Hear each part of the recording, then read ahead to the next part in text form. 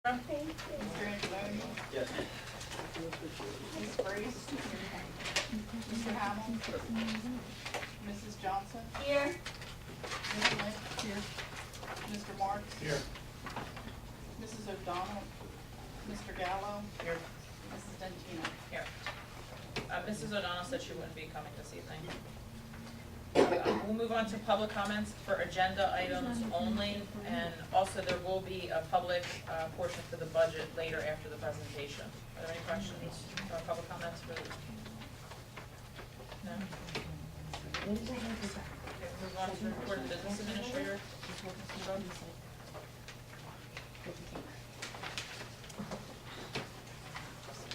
Tonight we're going to present the budget to the public, and Mrs. Murphy is going to do that. Yeah.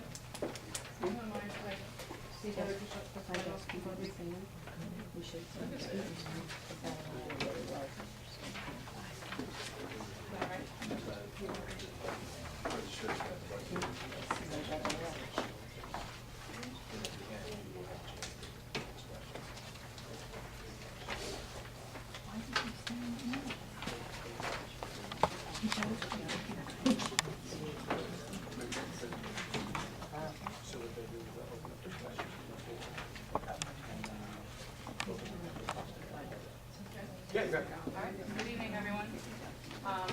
For those of you who don't know me, I'm Janice Gracia. I'm the Assistant Business Administrator. So I'm going to go through the 1920 budget presentation, after which the board may ask any questions, or the public may ask any questions that you have to answer. I was told to try to keep this under 8 minutes, so I will try my best. I don't think I could go anyone through in less than 8 minutes. So. I first just wanted to start off to go over some of our recent budget achievements, so the past couple budget years. So most importantly, to maintain and improve the quality of education programs in the district. So some of the initiatives that we have had, we have had the Smart Board initiative. So at this point in time, I believe we have grades 3 through 8 with all the Smart Boards fixed. We're currently going to be working on grades K through 2 and some of the special ed classrooms. We also have the Chromebooks. So at this point in time, all middle schoolers have their own Chromebooks. Also, we have most classrooms in the elementary schools that have the Chromebooks on the carts that are for use for all of next day. So that is on a rotating basis so that we can keep the technology integrated in the classrooms with the students. We also focus on professional development. So obviously it's important that our teachers receive all the proper professional development and they stay trained and focused. Some of the things that they hit on this year were social and emotional learning, technology integration, and student-centered instructional strategies. And then probably most importantly, the district has increased the percentage of students meeting state standards. So this is important. Obviously, we need to stay on top of things. So we have been closing the gap where we're trying to get up to where the state average is. And also, very importantly, when you compare us with some neighboring districts, we do perform better in those areas. So that's a plus, and that's something that we continue to work on. That's always a goal of our budget each year. Another thing that we've tried to do is contain costs. So this year we've had a telecommunications audit, which has resulted in significant savings for future budget years. We are also in the middle of an energy savings project, which should decrease our energy costs and also enable us to get new lighting in all the districts and also boilers and other things in our districts just from those savings from the energy costs. And then, of course, we also participate in as many cooperatives and interlocal agreements as we can to contain costs where we can. One thing that I think the board has done an excellent job with in the past is maintaining and improving the district facilities. And they've been able to do so without having a bond referendum. So the last time we've had a bond referendum was in 2007. So that means since 2008, all the capital projects in the district have been funded through our capital reserve account. So we're able to maintain that capital reserve account through strategically budgeting year after year. And as you can see, in just the last 4 fiscal years alone, we've done over $8.3 million in projects. So I think that's pretty amazing that we can do that. We've been able to manage that without having to do a bond referendum. As you can see, we did the Ann Mullen roof. That was a large project. We did the telephone systems, we did a couple parking lots, we did the HVAC system. So we sat down to do the 1920 budget, and we wanted to come up with our goals. So we felt that we would go into this with the same goals that we've had, most importantly, to maintain the quality in education. So I'm happy to report to you that this budget does maintain all the existing programs and services for district students with minimal impact on class size. We also are going to continue with the Smart Board and the Chromebook initiatives. We will do another round of staff laptops to make sure that we have all the technology that we need in the district. We will also contain costs as much as possible, and again, we will maintain and improve the district facilities. Included in the 1920 budget, we do have security vestibules that are scheduled to go into a couple of our schools. We will continue with the energy savings plan, and we are looking to replace 2 of the final 3 roofs that need to be replaced in the district. So we sat here in March and the board approved a budget that we proposed. And when we left, we decided the board really wanted to take another look at that budget and see if we could make any additional cuts to reduce the tax levy. So we worked diligently with the Finance Committee this month, and we are reporting to you tonight that the budget we are proposing tonight is $225,000 less in tax levy. And what that means is to the average homeowner, what we presented in March was a $27 increase. It's now a $22 increase. So we were able to achieve another $5 decrease for the average homeowner in the past month. So the 1920 budget, the total budget is $118 million. That is a net increase of $1,370,000. This chart here shows you what makes that up. So the most important thing here, I think, is the operating budget. You can see the operating budget is up $2.8 million, where capital is down $1.5. That mainly being because the annual roof was so expensive, and the capital projects this year are just less than the roof was. But the most important thing here is the operating expenses. So on this chart here, I tried to show you what makes up that $2.8 million by major categories. So you can see the increase, we have a small increase for our salaries. We have employee benefits increase. But the 2 main increases that you can see, we have a 15% increase in tuition and a 6% increase in transportation. Those out-of-district tuition and out-of-district transportation.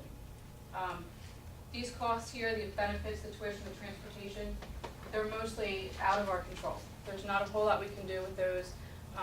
We are charged tuition rates, we have to pay those rates. We are charged for transportation. So we have to look at the budget in other areas to see where we can cut along the way to try and offset those significant cost increases. You can see that net increase of $2.8 million is a 2.64 increase from the prior year. And just something to note here that we struggle with each year, the district's general fund state aid has only increased 1.1%. And we're probably actually pretty lucky, a lot of districts are losing aid.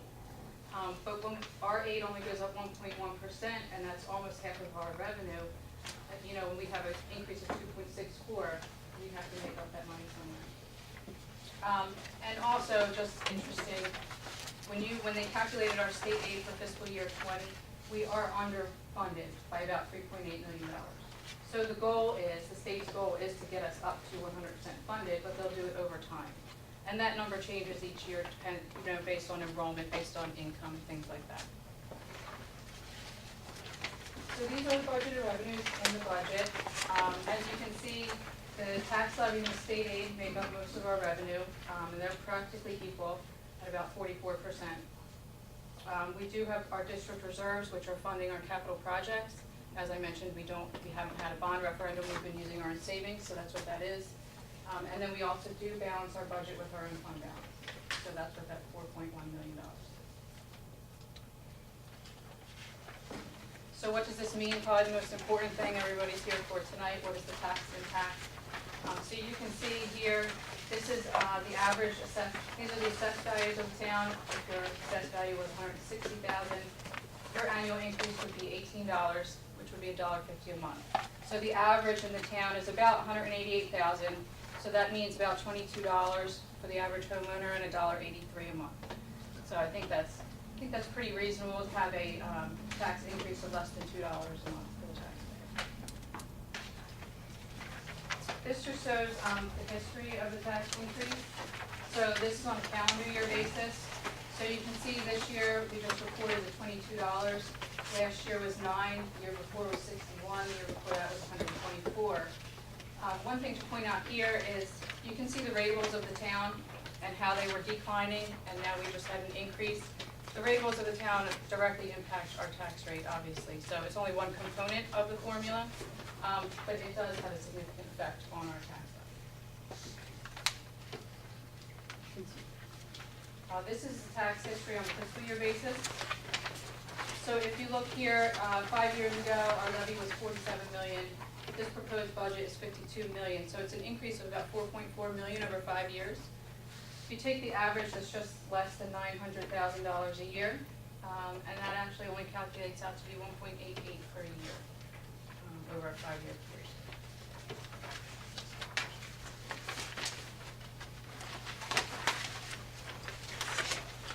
And lastly, these are just our budget appropriations, so you can see, what is really driving our budget. Over half of the budget is salaries and wages. And then when you combine employee benefits with the salaries and wages, it makes up almost 3/4 of the budget. So that's a huge driving force in our budget. So that's where we need to try to contain costs. You can see that our tuition is significant. We have capital outlay, and you can see that our debt service at this point is actually very low, again, because we haven't had to do a bond referendum. So if anyone has any questions, I'm happy to answer. If the board has any questions.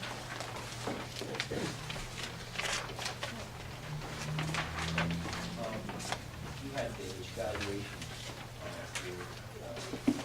for about 22 million. Is that a real number? That's a number that was That's in the the town? township. Can you hear that? So there's rebound in the values, the property values in the town. Yes. Concerned about tuition, out of this tuition, where you mentioned your child out of the car control. How much time do you invest in shared services? And trying to focus on evaluation. Anyone hear the question? No, we can't hear anything. You have to talk about it. Just- Okay, Yeah. okay, I was concerned about tuition where it was mentioned that it's out of our control, but I was wondering how much time do we invest in doing shared services to decrease that cost? Before we send them out of district, are we,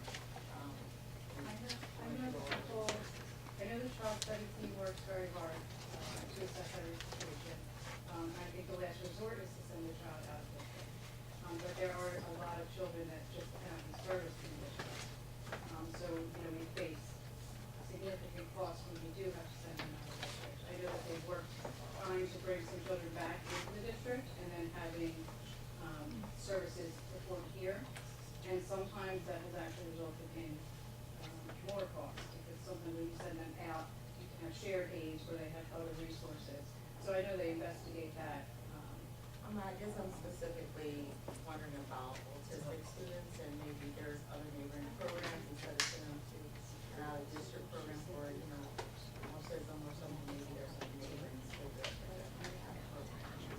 We do have our own autism program here. And I know I could talk to Dr. Martin specifically about anything specific that you have questions with. It's a real case-by-case basis determination.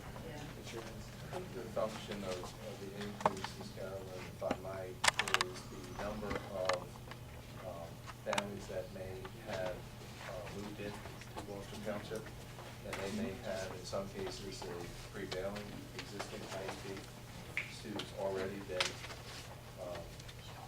I guess, determined by other districts to go to an outside placement. In some cases, that may not be the case, but we may not have a suitable program in our district. And we don't have many actual classrooms. So if we were to, by illustration, have some classrooms, I know Mr. Cho and Dr. Martin have explored that. We certainly have talked about it at finance and at buildings and grounds. You know, we believe here in Gloucester Township, the board has always felt that if we had bricks and mortar, we would develop a better program than our students going outside our walls. But we are certainly capped with that. So we have more children, we don't have chairs and desks for them. So in some cases, because of that, we have to force to deliver their IP, they need to go to an outside place. I think what you may be saying is that if Runnymede had a existing classroom, do they have some open seats there? I know that Dr. Martin has a good network of directors in Camden County, really Tri-Camden area. If there are open seats, I think she and her staff are aware of it, but in many cases, they're all full up. We have to resort to a private school for the, yep. So if they are going to a private school out of district, do we also pay for the transportation to get them there? Yes, sir. And is there times where it's a one-on-one ride to that institution? A one-on-one aid on top, in the bus as well? Yeah. Yes, sir. And that is, I think Mrs. Rousey had pointed that out. As we have rising tuition costs, we also have linear rising transportation that goes with it.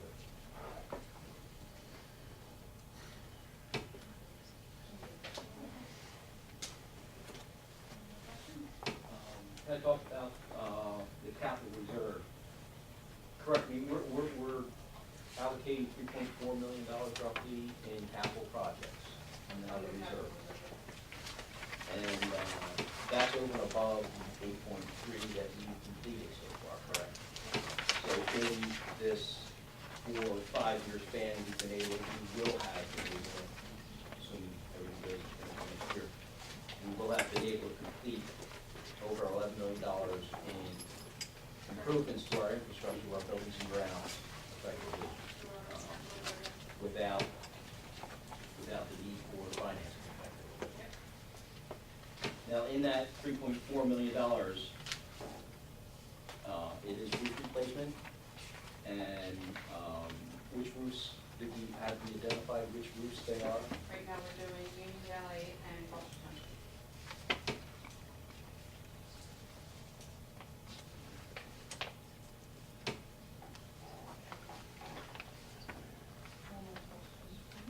The continued technology, can you elaborate a little bit on that? If you're saying that constantly on upgrades,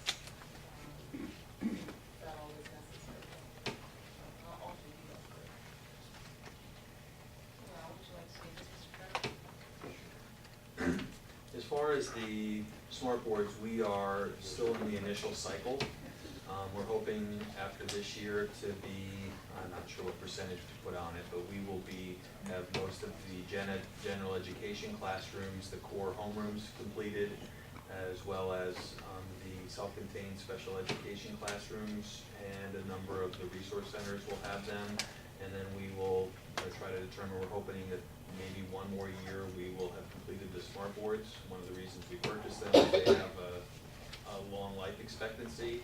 So hopefully we won't need to replace those again for another 5 to 10 years before we would have to replace those. And then the Chromebooks are on a renewing cycle. We purchase around 1,000 of those a year to cover all of the incoming 6th graders with a new Chromebook, and then also make sure that the elementary schools get both recycled Chromebooks from the middle school as well as some new ones to refresh their piece. And then staff laptops are replaced on a recurring cycle as well to make sure they have a current machine that operates well, as it's essential to their job tasks.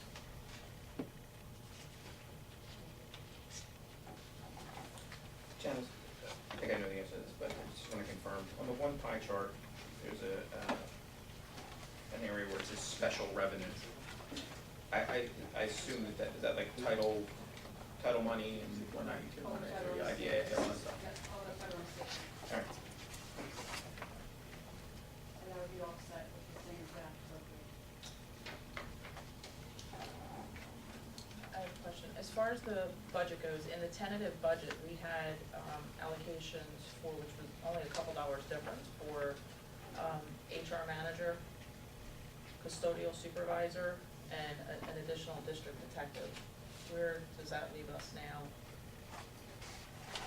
Well, I don't believe we had an additional detective in the original budget. The HR supervisor was one of the final cuts that we did this past month. What was the third? The, custodial supervisor. I don't think we had a custodial supervisor in the original budget either.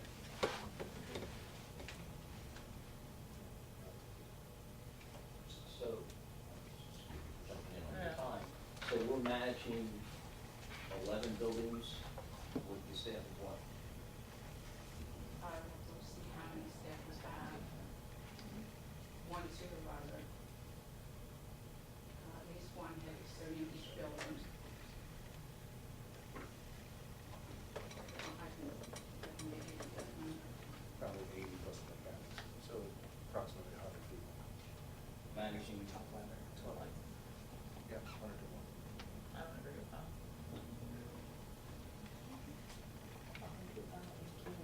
I'm sorry, we have one supervisor for 80 plus people? Yes. Yeah, for custodial. And you said the HR director was, or director or supervisor, was part of last go-around budget. Yes, temporarily, at this point, cut from the final budget. What was the impact of that budget? Dollar-wise, Yeah. 120.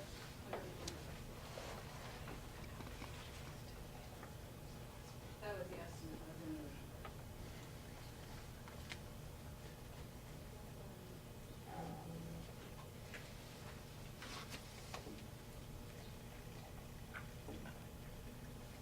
Any other questions?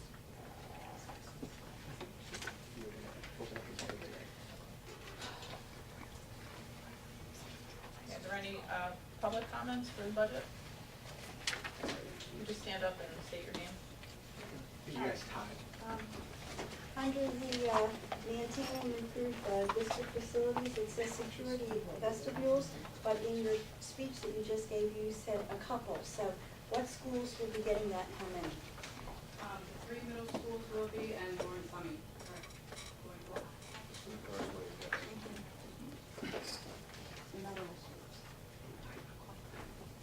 Pete? Yes. Pete Heinball, Sickleville. I apologize, I got here a couple minutes late.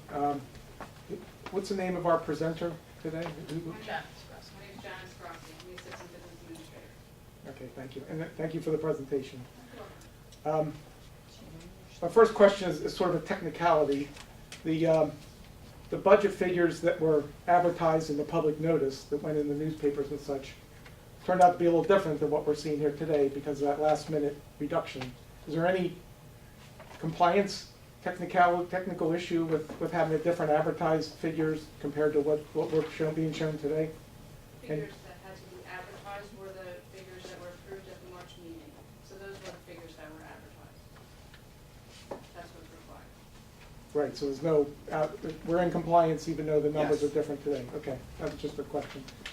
And also, if my, another question is, if my calculation is right, the tax levy represents a 3.6% tax increase, do I got it about right? So that's above the 2% cap law. So could you explain, but there are loopholes and exceptions in that tax, 2% cap. Could you explain what the school district utilized to get from 2% to the 3.6%? We used the full 2%. Sure. We also used a health benefit adjustment in the amount of $739,000. And then we also used bank cap, which originally in March, what we approved, we reduced that by $225,000. So we are using a portion of the bank cap we have available. Okay, thank you. So how much bank cap, after this budget is done and we utilize that bank cap that you mentioned, how much is remaining? How much bank cap is remaining? Budget is approved as presented. At this point, there will be $225,000 left over that will be available for 1 more year. Okay, 1 more year. So if we had gone with the original budget from a couple weeks ago, we would have utilized all the bank cap, Correct. but now we're utilizing 225,000 less, okay. The 225,000 reduction at the last minute, could you itemize what that was? Sure.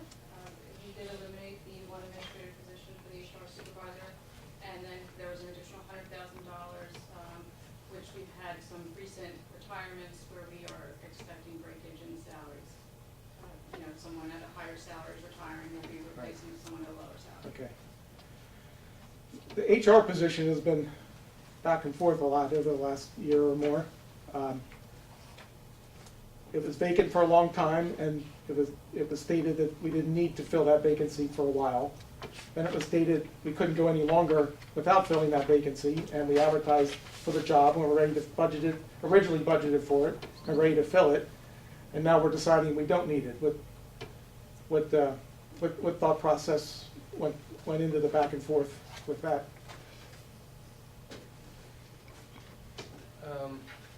Essentially, the budget has, for the 1920 school year, gone through several reductions. And there was a request to see if it could either be reduced further from what the tentative approval was.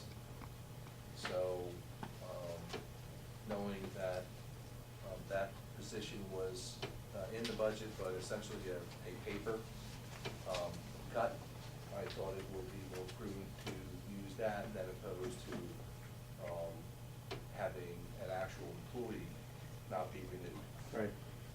So we don't have it, at this point, we don't have a need for that, for the job duties of that position. I didn't say that. I said it's a budget cut. Yeah.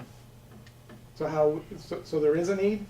Just tell me what the thought was, instead of me dragging it out of you. Just, what was the thought process? It was financial. We The reduced. finance team asked to come back and see what else we could. So we don't need those job To responsibilities? keep it down, to keep Well, the who's- rate down, that's what we talked about. So we do or don't need those job duties to be conducted, that an HR supervisor would I think ultimately we do need. do? So this is we're just deferring this hire is what we're doing, which is acceptable. That's an acceptable answer. I just want to understand. Because we've been back and forth with this position for a year plus now. So we're deferring the hiring of that position? Is that what we're I doing? don't know how paramount that position is. I mean, I think Okay. we just discussed. That's a good answer. We have one supervisor that has over 80 people, Yes. that has no help. Okay. So that's not acceptable. But we're getting by because we have a quality person. We have a lot of people supporting Okay. that person. All right. Right now, we have quality people working from different departments, helping with HR matters. They're in this room right now, doing a lot of great work. It would be great to have every resource. Yeah. But if we were to roll out a budget at every resource this district needs, Sure. it would be about a $500 increase. Right. And then I don't think that would be the narrative you would present to this board. Right. So, No, I just, until, it would be a temporary reduction, in my opinion. Yep. If the board has financial resources that, or windfall, something that would, benefit the board, I think the personnel committee should rekindle thoughts, not only about HR, but certainly maintenance, custodial, and what Mrs. Dentino was saying, with regard to detectives, because we do still have Yeah. many people attempting to send their children to our districts that don't live in Gloucester Township. yeah. And we need resources to kind of vet those stories out. So, Okay, good answer. That's That's what I was looking for. Okay. One last question. The roofs that are in the capital spending budget, have we made sure we exhausted all warranties and warranty contracts and things like that? Because that seemed to be mishandled with the Mullen roof. Are we going to try harder this time to make sure we take advantage of warranties? The Union Valley isn't an old structure, so the roof you would think, would have a valid warranty still with the roof. But have we made absolutely sure that we're not spending where there's a warranty that could cover the cost? well, I'll let Mr. Long answer the issue of warranty. I don't know what building you're speaking of. I do know. I'm talking about your roof spending, because roofs have a warranty with them, and are we being absolutely sure we're taking advantage of these warranties with these proposed roofs? Yes, Yeah. yes. If we'll review any and all warranties that exist before spending any money after we go through the process, whatever procurement process the board decides to go with. But yes, this is just the budgeted amount, it's not the approval. I know you know this, but this is just Yeah. but yes, we'll exhaust all warranties Yeah. if they, to the extent that we can. Okay, thank you. Right. Good evening, Ray Polidor from Aero. Pete stole some of my thunder with the roofs, and as you all know, it's a real sore spot with me. Did I understand that you have capital reserve for Union Valley and GT School? Both roofs? Both roofs. Okay. And your statement was that you did exhaust all efforts to check on the warranties on the up-and-coming projects that you have aligned? So I didn't say that we, basically before we spend any money on that, we will check all the warranties, see what applies, and make claims where appropriate. Okay. For the most part, I think you're all good people, and you all know me, and I've got in a relationship with most of you. I don't think you do a good job on a lot of stuff. The roof is a real sore spot with me. You claim to have done that with the Ann Mullen roof, and that was not the case. You failed to bring the manufacturer out. You relied on your engineer, which is not the foremost authority on roofs. You have 2 new roof projects coming up this year. I already opened the roof for Union Valley, and we came up with, for what we'll consider a compromise, a dead end on the written warranty on that. I don't know that it's a bad idea that you do things more responsibly than you did last time, because I'll be the first to say it was very irresponsible the way you did it.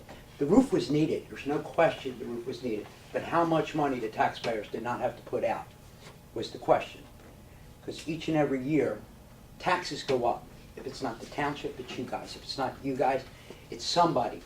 And people never ever see what's described as a zero. Their taxes never stay the same. Township picks their pocket, you pick their pocket, fire picks their pocket. I mean, everybody's got their hands in the pocket.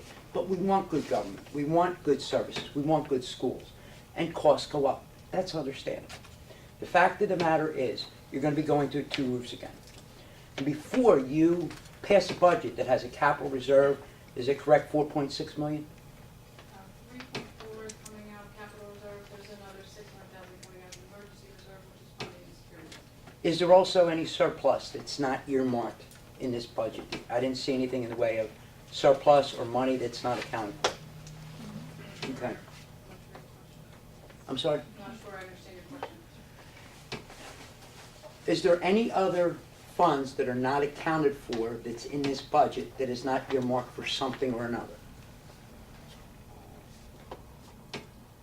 We are allowed to keep 2% of our surplus as unreserved, which we have.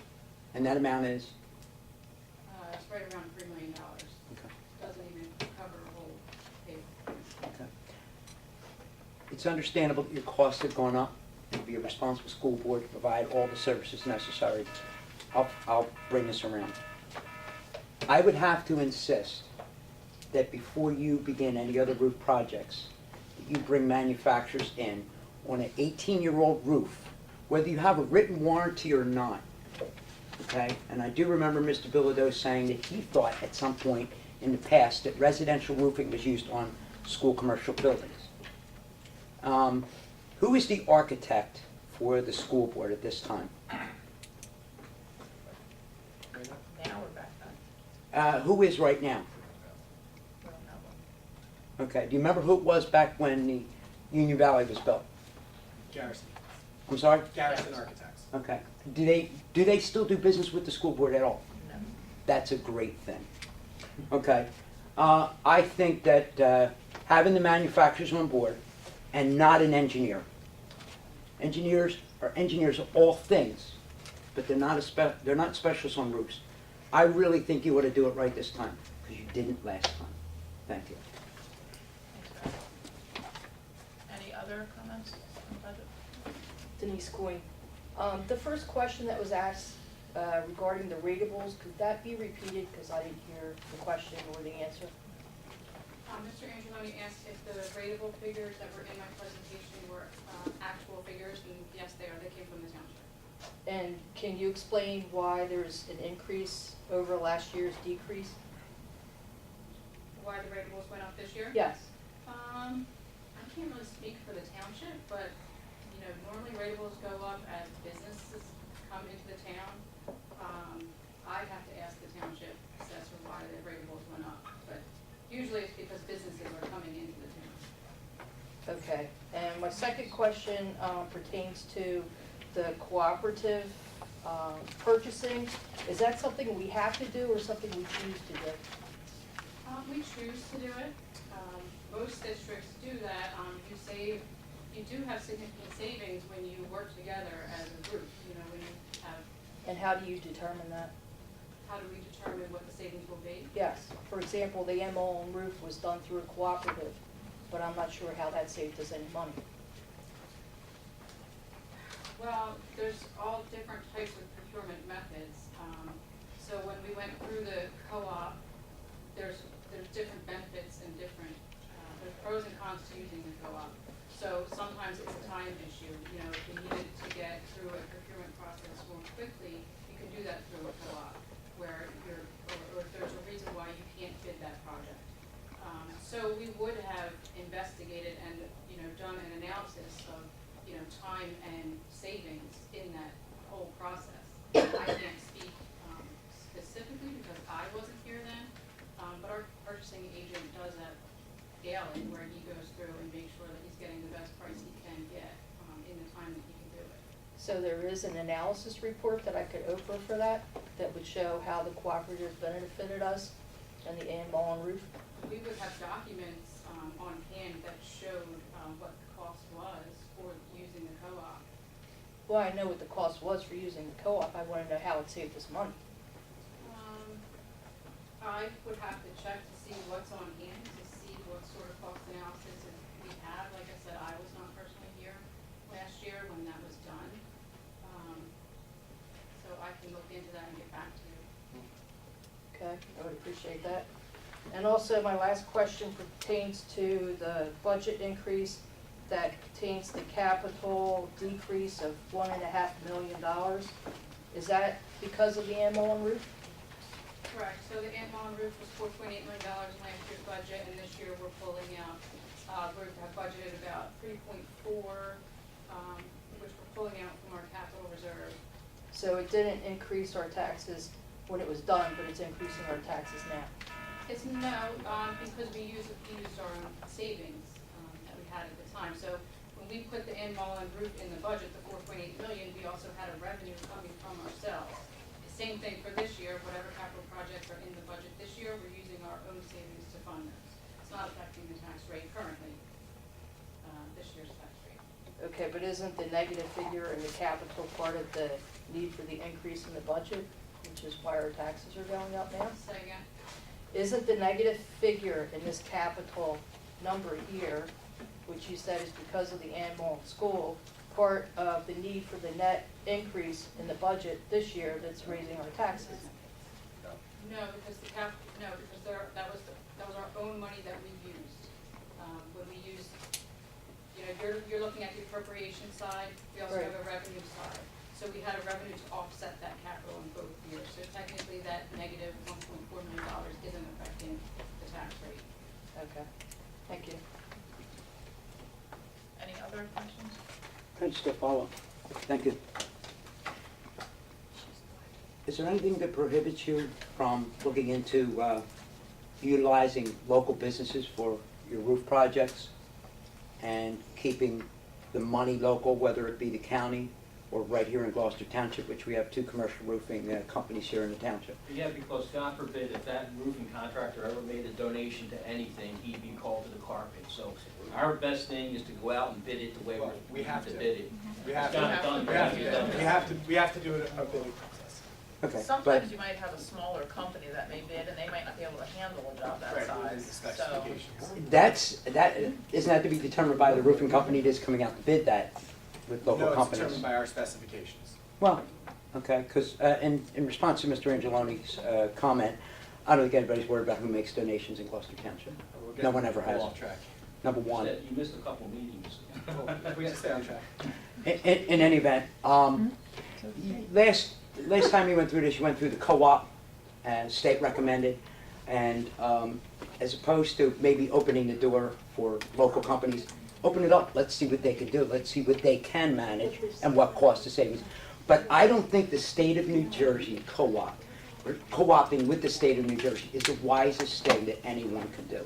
We're the laughing stock of many, many states across the country. I don't know that their advice is all that great. And I think you could be above them. And I think you could do a better job than the state provides. And take a look and see what's local. You had 2 local roofers that were commenting on the project with Ann Mullen. They were the foremost authorities, and they were right here in Blackwood. I don't think that they had an opportunity to get in on that when you were choosing from the select brand that the state recommended. And again, I don't think New Jersey is the greatest place to get a recommendation from. Thank you. Any other questions? Pete Heimball, Sickleville. I thought of another question. The $700,000 plus increase in health benefits that we were showing is compared to last year. How is that calculated? Is that just a gross aggregate number of all employee compared to this year compared to last year, or is it? So what happens with that calculation is you look at last year's appropriation and compare that to this year's appropriation. The state allows you to take a cap adjustment based on the percentage that their state health benefits plan is supposedly going up. So you get a 2% cap, so anything between the 2% and the number that they come up with, which was 6.6% this year, you can take that cap. You can take that amount, which calculates for us to be $739. So it's the difference between the 2% and the 6.6. And then anything above that, you have no cap adjustment. Right, okay, thanks. Any other budget questions?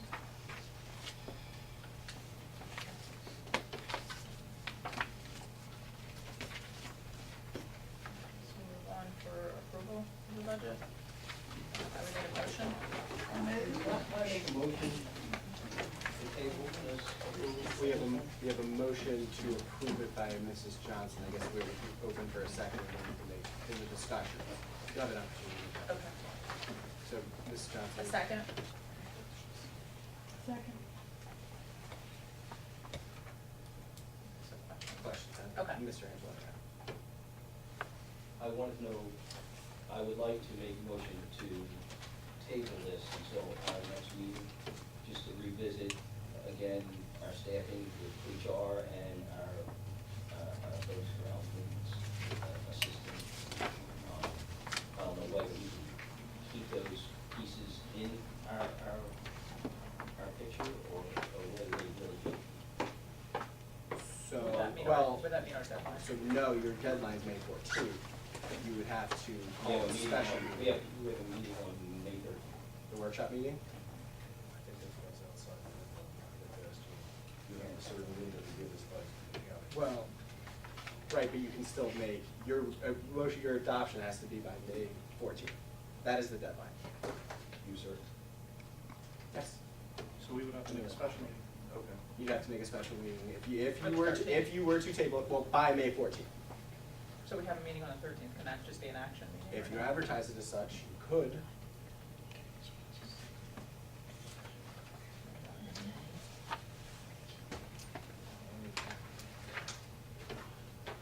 It's your call. Deadline is 14th. Deadline is the 14th. So I have a question. So if you approve the budget tonight and you want to make a change or hire somebody in the future, We do that all the time. is it, you can't do it? You can't do it all the time. We do budget adjustments. You could have 3 or 4 people retire between now and June 30th, and then you get that money that's available. Do we have anybody anticipating on retiring between now and June 30th? That you wouldn't know about already? I don't know that right now, so, but. Yeah, would it- would- I would say have it for now. Please speak up, we can't hear you in the Trying to back. get us done. The question was, They would can't there hear be anyone that I know of that's gonna be retiring? And I said, I don't know of anyone. unless they come forward with a letter of retirement. But for a district the size of ours, typically, there are people that submit their retirement letter between now and August 31st. So there would potentially be money available to revisit an HR, other positions. Can we leave the position in the budget and look to fund it? With anything that comes Like up? after the budget? After? In other words, leave the position in existence, but maybe with just not a budget number to it. I don't know if that's as clean as I would prefer. I think it may be more prudent to approve the budget as it is tonight, and then ask the business office to report to me and then me to the board when we do have available monies that haven't been earmarked, and then the board can decide where they want to.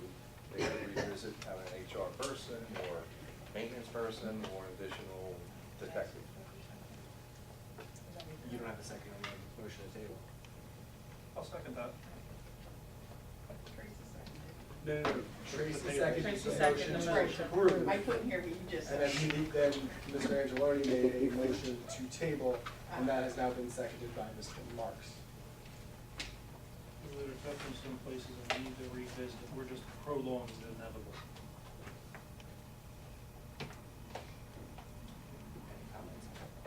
Are there any comments regarding tabling? Any questions regarding tabling it So, to the next meeting? What would the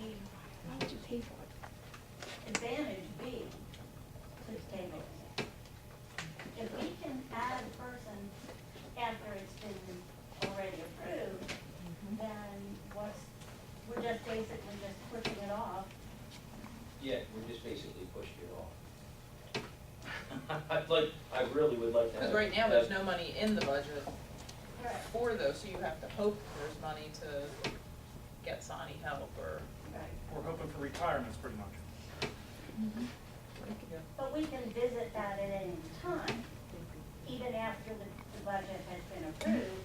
We can say, hey, we have some extra money, let's do that then. You could. And I would anticipate that something is going to develop. I don't know what it is tonight, but we could have 5 retirements next month that I don't know about tonight.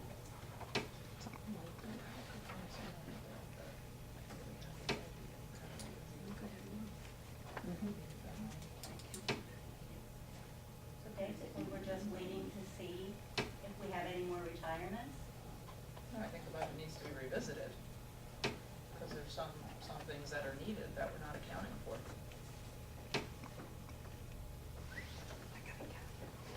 my opinion.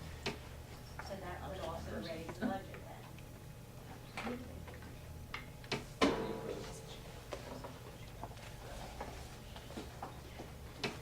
I think the difference, yeah. On the assessment. About $2, between $2 and $3.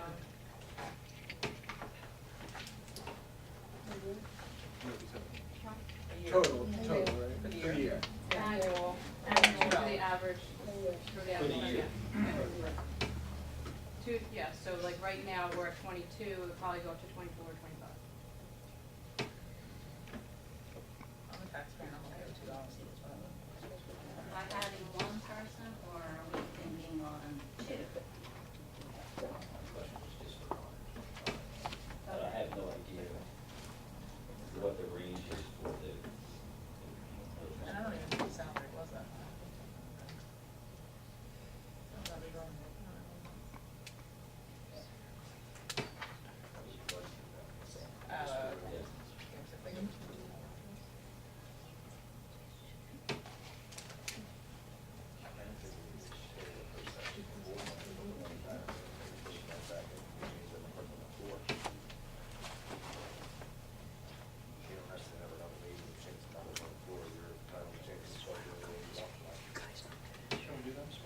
You can change on the floor, you can do it tonight, you just gotta do it by May 14th, or it's the county makes that decision. Like when you make budget transfers, yeah, we do it. We do it. Can I still ask a question? I don't know, that's what it sounds like. I don't know that we discussed it. In person.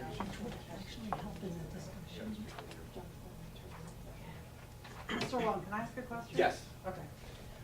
I just want to clarify, so when you can go above cap for health insurance benefits, you've done that based on what you're allowed to do. Did you get a quote from your health benefit advisor as to what the actual increase is actually going to be? Yes, we've gone back a few times with the carrier, with our broker. We do have, had multiple coverages. One of the coverages is increasing significantly. One is, the two major ones. One's increasing significantly, the other one is not. We did not budget a huge increase in this budget. When you take off the fact that we have to provide Chapter 78 relief, which is giving back to the employees, the increase is really only, it's less than 3.5%. Well, my question being, so you've budgeted and you're able to go above cap for that, for the health insurance modification, whatever the state did. But is it possible that as you're sitting here talking about money available for other staffing members, is it possible that your health insurance increase is going to be actually as high as what you're going above cap, and that gives you some finances available for the staffing issues you're discussing? So you don't actually have to go back and increase your budget right now, because you may actually not have to use all the money that you're gonna be budgeting for the health insurance benefits. Correct, so what you're kind of saying, you revisit this later and see if you have funds available later to fund that position, that's what they discussed. Right, and that would be a place that you could fund it. It's Potentially, possible. yes. The theory is accurate. So we add those two back in. Right. If there's extra money, you can do a budget transfer. We've done it several times in the past. So we add back You need in. to just. We have that now. We actually did a public hearing. For purposes of tonight. Well, I mean, for approval. Not approval tonight. If you wanted to add that in, you have to change the numbers. You can't, after the public hearing, change the number on the floor and then pass the budget. You can't do that. So you either approve it tonight, your two options are, based on what you have, is if pass the budget tonight, or table it or vote it down, but if you pass it tonight, you do have the flexibility to They make could it. review those numbers to possibly, what Mr. English is saying, to possibly Sure, that can have happen. the funds there to be able to do that. Correct. There's a lot of variables. That's certainly not. Remember, budget is a projection, it's not a, here's exactly what's going to happen every single step of the way for the rest of the year, for the entire year. That's something to keep in mind. That, yes, there are unanticipated budget matters, maybe one of the roof projects comes in at a lower rate after a bidding process or a procurement process or however we do it, that would be extra money that we could use. So the point is, we don't know how every single thing that's these are all projections for the next year. And that's how we set our tax levy, and then you can make changes within that budget. It's up to the board. Can we go over the 700,000 for the benefits? Additional increase? Yeah. In the tax levy, in the tax levy? That's all we got. We have, we reduced the sign to that. We have the 200 left? We have 225 left in that. Yeah, you use it next year, not at all. Because there's a 3-year limitation on when you can use that.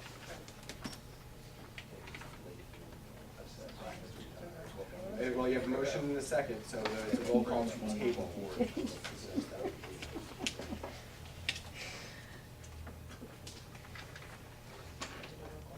Roll call to table. This is a roll call to table. Roll call to table. To the next. Yes. But you're under the gun here, so. Roll call. Mr. Angeloni? Yes. Ms. Grace? Mr. Hamel? Mrs. Johnson? No.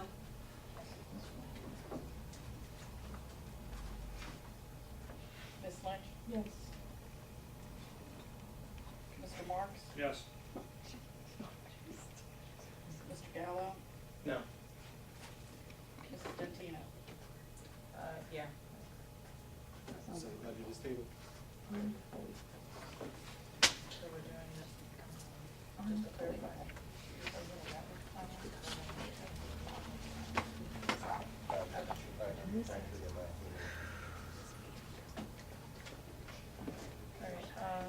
approval, a motion for approval of minutes for executive session for March 18th. And then, Second?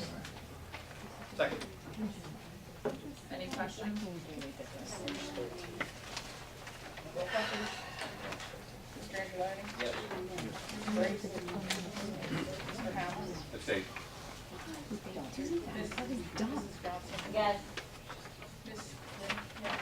Mr. Marks? Yes. Mr. Gallo? Yes. Mrs. Dendino? Yes. Motion for a workshop, March 11th, and regular meeting, March 18th. so moved. Second, please. Any questions? Roll call, please. Mr. Angeloni? Yes. Ms. Briggs? Mr. Hamel?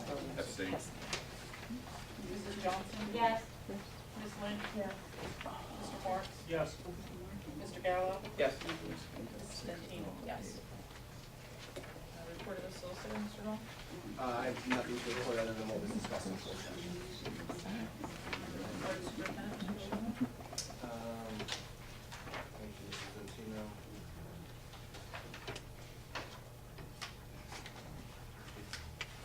Just give me 1 moment.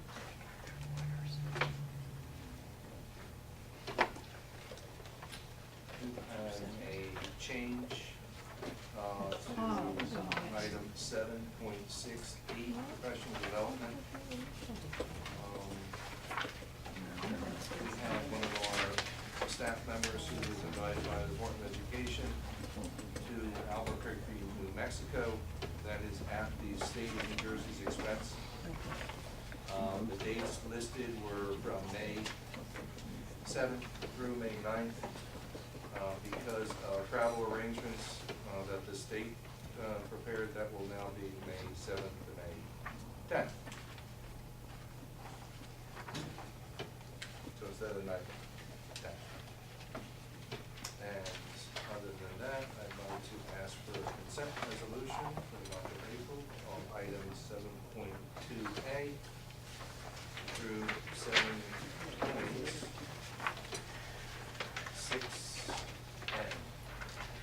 Motion, please. So moved. Second. Any questions? Roll call, please. Mr. Angeloni? Yes. Mr. Briggs? Mr. Hamel? Yes. Mrs. Johnson? Yes. Ms. Lynch? Yes. Mr. Marks? Yes. Mr. Gallo? Yes. Mrs. Dendino? Yes on policy 7440 under 73B, and abstain on the balance. What is that policy again? Sorry.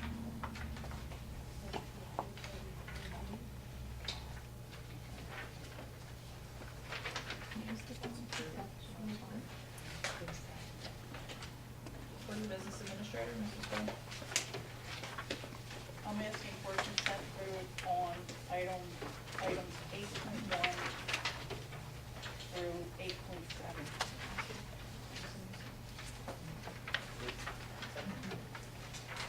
Motion, please. So moved. Second.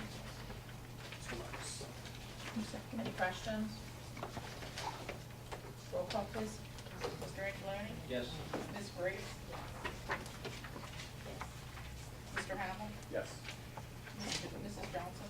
Abstain on check number 115948 and on 8.7C. Yes on the balance. Ms. Lynch? Yes. Mr. Marks? Yes. Mr. Gallo? Abstain on check number 115975, yes to the balance.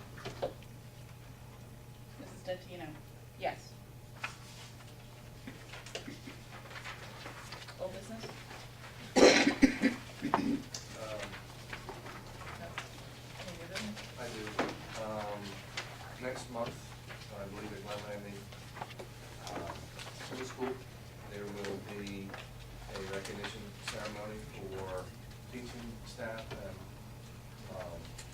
other staff members in the district. There has been a request, it is a one-time request only, that we recognize a student from Choose Elementary School The school has formed a scholarship on behalf of one of their staff who was tragically killed this year. And they've only asked for this one time if we could honor the student at the May meeting at Glen Landing. And if there's no exceptions, I will tell Mr. Williams to have the family be there. The recognition, the scholarship in future years will be delivered at the school level. So is there any issues with the board having next month? Okay, thank you. I will let them choose staff. No? That's it. Public comments for any items? My name is Samantha Murphy. Before I start speaking, I'm just gonna have her pass something out real quick. So that goes off. I had called up a few times to the superintendent's office, requested a meeting, and was pretty much disregarded without my request being honored for a meeting regarding my son. So, in front of you, you have letters from both my son Jacob Murphy, who is a student at Loring Fleming. You have letters from his pediatrician and his pediatric allergist. And I kind of put a little something together to read to the board here so you can kind of understand where I'm coming from. Picture this, my son Jacob sitting at the school cafeteria eating lunch with his friends when one of them notices he's making little noises in the back of his throat. If you didn't know Jacob as closely as his best friends do, you would think he was simply clearing his throat, but his friends know better, so one of them bolts from the table to run for help. You see that little innocent sounding throat clearing is a sign that he's about to go into anaphylaxis, which is a potentially fatal allergic reaction where your throat closes up and you can't breathe and you could die. Literally drop dead at the lunch table. Thankfully, the hypothetical story has a happy ending because his friends recognized this, ran for help. Teachers know him, nurse knows him. He was taken care of, got his EpiPen, and stabilized until EMTs and medics took him to the hospital. The story may not have a happy ending had it been a different situation. If he had not been surrounded by the people who know him, who've spent pretty much all 10 years of life with him, if he had been in a new school where he was just starting to make new friends, the situation could have ended in tragedy. As Ms. Dentino and Mr. Bilodeau are aware, my son's father, my ex-husband, is moving a few blocks away pretty much into a different school zone for Jacob's last year of elementary school. This would mean he would have to do a change for 5th grade and then change for 5th grade and then a change to Glen Landing, which was already causing us some some nerves to begin with because he was going to a new, bigger school. The comfort level was there because we knew his friends were going with him. The realistic situation I just explained to you guys illustrates why we're requesting and why we have requested Jacob to remain at Loring Fleming for one more year, just to finish out his last year of elementary school. It's also why we're so dismayed that to this date, this is the first chance I've gotten to actually explain my scenario. We understand that CHOOSE is a great school. We have no qualms about that. We know that they have an action plan in place. We know that the nurses are great, staff is great, everything. But it doesn't mean it's a safest placement for Jacob. Given the fact that his life is literally on the line at food allergy management, it's not a one-size-fits-all situation. His specific safety issues cannot be dismissed or ignored. As stated in the letters that you guys received, both his pediatrician and allergist both agree that this would be the best place for him to remain. Another thing to touch on here is that the situation is in a new place where there's no one to recognize these signs. By the time someone would realize that this was a really bad thing, kids who don't know him, it's not going to be enough time. By the time, I'm an EMT, I served Gloucester Township for years as an EMT here prior to them getting shut down. And I know adults can't even get out what's going on. Sometimes they're panicking, they medically can't speak. If Jake starts off with those little signs and somebody doesn't realize it, by the time someone realizes something's wrong, they find a staff member, the staff member comes over, they get to Jacob, they get to the nurse gets there. He's not going to be alive in that time frame. It could take 90 seconds for him to literally drop dead from anaphylaxis. This is why all these people, all these friends, the people who are around him, they're protective of him, they know what foods to keep away from him, they see someone eating a sesame seed bread, they'll say, hey, keep that away from him, they know him. Moving, they're a key part, and it sounds crazy to say kids are a key part of a food allergy management plan for a child, but they really are. Moving him to a new school to finish out his elementary school would eliminate the key link in the chain of his first line of defense and keeping him safe.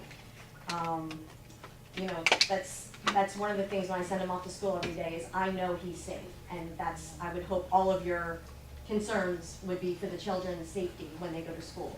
When you have medical people telling you that they advise strongly that you don't move him, it would be medically unsafe for him, it's not a joke. I mean, I'm not asking to go to this school for this sport or this school because I don't like this school or anything. That's not what I'm here for.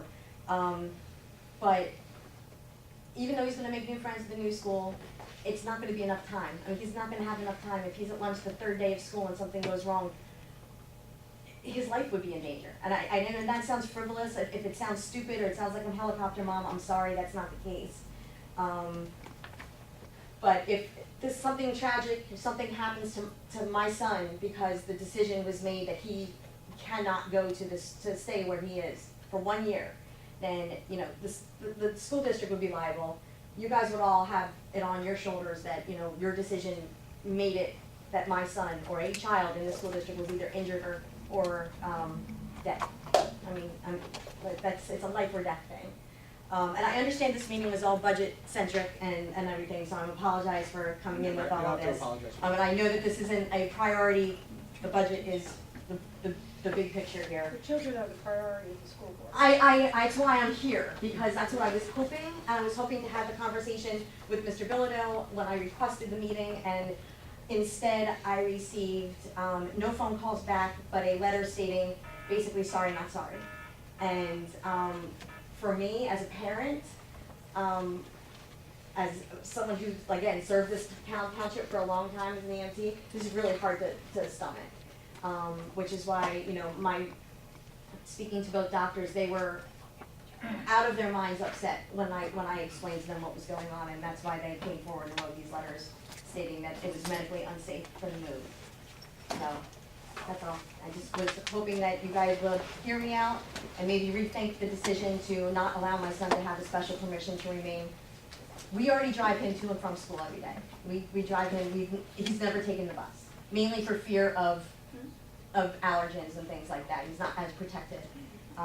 We'll still continue to drive him to and from.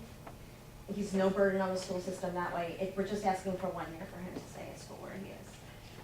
Thank you for your time. If I can, just because Sandy's emotional, Megan wants to go to Blackwood. I just want to add that since you are talking about budget, there's no cost to the school to make this decision in the best interest of this child, because his dad, who has him more than 50% of the time for custody, still lives in this township. He will go to the same middle school he would have gone if he was at Lord and Fleming. It's just where is he going for his last year of elementary school. And since busing will not be required on behalf of the school district, since it will be a waiver situation, there's absolutely no cost whatsoever to the school board, to the school district to allow him to remain in the school for 1 year. So this decision is really about what's best for this particular child. It's really about his health issues. So just as you think about that, I would, you know, I think that's an important topic to bring up tonight, especially because it's budget. If you do deny him, there have been policies that was mentioned by your board president in the one email that Sam received. Sam asked for copies of those policies. They still have not been provided. So I would say if you are indeed going to deny him, we request that you do share those policies with us so that we can determine if we're going to take it to the next step. Thank you. Thank you. Any other public comments? Pete Heimball, Sicklerville. My first question is related to an agenda item that I neglected to ask at that session. The HIB report shows 8 HIB incidents in March at Lewis School. Is there anything, that's a high number compared to prior reports. Anything happened there that the public should be aware of, or you can disclose to the public? No. I don't know if it's some anomaly or what you're talking about, numbers reported in this agenda? Yes, related to March incidents at the Lewis School is what I'm referring to. No, I'd have to research it, to be honest with you, and get back to you. Right. And another question, and it's a follow-up to the budget. You mentioned you gained some budget savings because current higher salaried employees are retiring and being replaced by newer, lower scale salaried individuals, which equates to a savings. Did I hear that correctly? Does that happen routinely throughout the course of any budget year? Throughout the rest of the, the rest of the budget year? Rather than, I mean, it must. Retirements happen. Retirements do happen throughout the year, but I would submit to you that in a school district, most of them are presented to the board in the late spring. Most staff let us know they're not coming back for another school year. So, like, by illustration, there may not be a whole lot of retirements in the month of January, but there may be a lot of announcements in April and May. So your experience with decades of school district budgets, does this I mean, you budgeted what staff was on hand at the beginning of the budget year. Yes. You have these retirements, sometimes more, sometimes less, sometimes not till spring, like you mentioned. But in general, does the actual expended number by the end of the year kind of routinely come out lower than what you originally budgeted for today for salaries? Based upon the amount of people that do leave a district this size, yes, it is low. And you can't budget for that? You can't assume that in the budget, even if it's conservative? You can, it's a budget. You mentioned, Mr. Long, you're shaking your head. No, I'm I'm just trying to saying, answer your question. You mentioned at one point, the budget isn't locked in anything. It's an estimate of what you think you're going to spend, which that's correct. I agree with that. But, so, based on decades of actual occurrences, could we budget even conservatively? You'd be very conservative about it. Whatever you think is going to happen, you would cut it by a third, for example, and just build a reduced salary budget based on 1/3 of the retirement you think routinely happen in a school year, or something like that. I mean, but we don't do that? No. But it's going to happen? I mean, but this lower salary number by the end of this fiscal year will have actually expended a lower number. If history does continue with the trend, there will be people that do leave us that we don't know about. But we But can't we don't budget. know that tonight. No, but we know, based on all kinds of experience, we know there's going to be some number. And we can be very conservative, and instead of budgeting for this higher number and overtaxing the town, you could budget a more realistic number, or even a conservatively realistic number, lower than what you have in your budget today, and just less tax on the residents of the town is what this would result in, and a more realistic, truer budget. I mean, you're saying that you're saying that yourself, that it comes out lower by the end of the year. So I'm not sure why we're resisting budgeting that way, even if we're very conservative about it, budgeting something like Being that. very conservative would not result in very much change in the budget. The breakage between someone retiring at a higher level and bringing in someone at a lower step, and then being conservative based on that, in your example of 30%, you have to anticipate a lot of retirements throughout the year to make any dent. I wouldn't anticipate anything. You have experience of what happens every year. You have experience. There's nothing to. I don't think that experience would say that it's consistent. No, that's why you'd be conservative, but budget so. I'm talking about a more realistic budget is what I'm talking about at the end, but.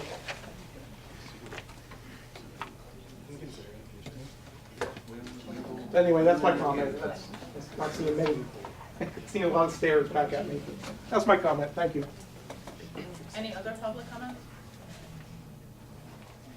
Okay, move on to board member comments. I have one. For the past year, we have sat here and listened and went along with the roof problems There's not one person that's sitting on this board right now was here when those buildings were built. Not one of us knows anything about warranties because we weren't there. We all live in Gloucester Township. We are all upset that we had shoddy work done. And unfortunately, it is our job now to make sure that it doesn't happen again. We are trying very hard to make sure that that doesn't happen again. We are hiring people that will make sure that it doesn't happen again. And I'm just sick and tired of sitting here being blamed for something we didn't do. Not one person here was sitting here when that happened. Now, I'm just as upset that we have to do this as you are. But we didn't do it. We didn't start the fire, as they say. We are trying to do the best we can to make sure that our kids have the best buildings that is possible, that everyone is safe, and everyone gets the best education. We are education. We are not building people. We're not contractors. We're here to make sure children get the best education that we can give them. And unfortunately, we have to use money that could have been used for something else. But again, we have saved that money. This administration has done a fantastic job in saving so that we don't have to go to the public and say, we need $7 million because our buildings are falling apart. These people have been proactive. They have saved the money so that we don't have to ask for a large amount. There are districts around, there are towns around that are asking for $10, $20, $30 million in their bond referendums. We're not doing that. And I would appreciate it if you understood where we are. We're just as upset. We don't like the fact that we are putting that money out, but it has to be done. We will, and it's our job to make sure that when your grandchildren are sitting in that audience, they're not doing the same thing. They're not asking, why are you spending our money on something that should have been fixed? We are making sure that we fix it now. That's it. Thank you. Thank you, Marianne. Any other board member comments? I just want to thank Jean and Janice and John and even the finance committee for, there was a lot of work that went into the budget, a lot of difficult decisions. They've done a great job this year, especially with, state aid numbers and everything else and finding deficits. So, thanks to everybody that helped. Any other board member comments? Okay, can we have a motion to adjourn? So moved. All in favor? Aye.